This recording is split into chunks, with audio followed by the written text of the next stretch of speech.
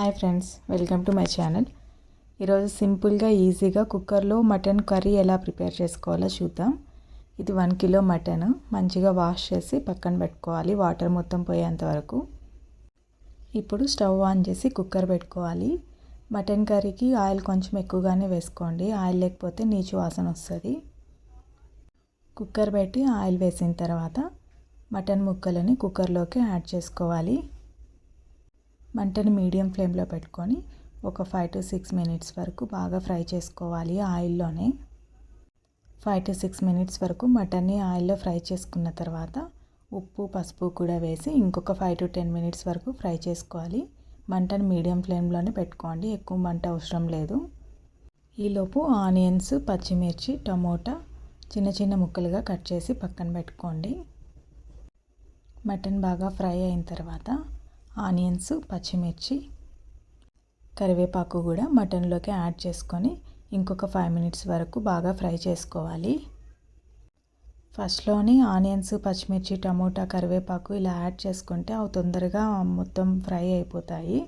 Mutton fry అవ్వడానికి చాలా time పడుతుంది కదా, అవి కొద్దిగా మాడిపోయినట్లు అనిపిస్తుంది.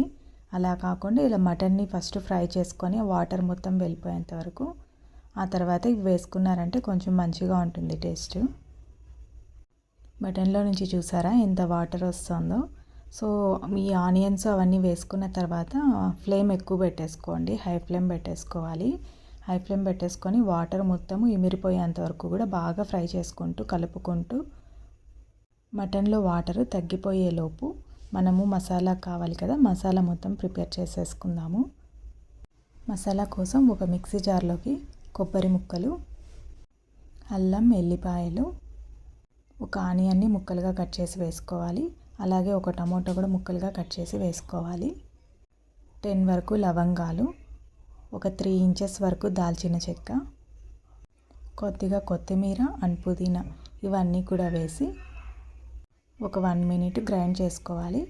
తర్వాత మళ్ళీ మూత ఓపెన్ చేసుకొని 2 స్పూన్ల కారం, 2 స్పూన్ల ధనియాల పొడి కూడా వేసి కొద్దిగా వాటర్ యాడ్ చేసుకుంటూ మెత్తగా పేస్ట్ లాగా చేసుకోవాలి. కొబ్బరి ముక్కలుగా వేసుకున్నాం కదా, అది కొంచెం గ్రైండ్ అవ్వడానికి టైం పడుతుంది కాబట్టి ఫస్ట్ కొబ్బరి ముక్కల్ని గ్రైండ్ చేసుకున్న తర్వాత ధనియాల పొడి, కారం పొడి కూడా వేసి బాగా మెత్తగా పేస్ట్ లాగా చేసుకోవాలి. మసాలా రెడీ అయిపోయింది. చూసారా, వాటర్ మొత్తము తగ్గిపోయాయి బాగా. కంపల్సరీ వాటర్ మొత్తం తగ్గిపోయాకనే మసాలా అనేది మటన్లోకి యాడ్ చేసుకోండి, వాటర్ ఉన్నప్పుడు యాడ్ చేసుకోవద్దండి. మసాలాని మటన్లోకి వేసిన తర్వాత ముక్కలకి మొత్తం మసాలా పట్టేలాగా బాగా కలుపుకోవాలి. మంటను తగ్గించుకొని ఒక 3 to 4 మినిట్స్ మసాలా మొత్తము పచ్చివాసన పోయేంత వరకు ఫ్రై చేసుకొని సరిపడినన్ని వాటరు అండ్ సాల్ట్ ఏదైనా తక్కువ ఉంటే సాల్ట్, కొత్తిమీర, పుదీనా కూడా వేసుకొని 5 to 6 విజిల్స్ వచ్చేంత వరకు ఉడికించుకోవాలి. తర్వాత స్టవ్ ఆఫ్ చేసి ప్రెషర్ మొత్తం పోయిన తర్వాత కుక్కర్ మూత ఓపెన్ చేసి ఒకసారి కలుపుకోవాలి. అంతే, టేస్టీ మటన్ కర్రీ రెడీ.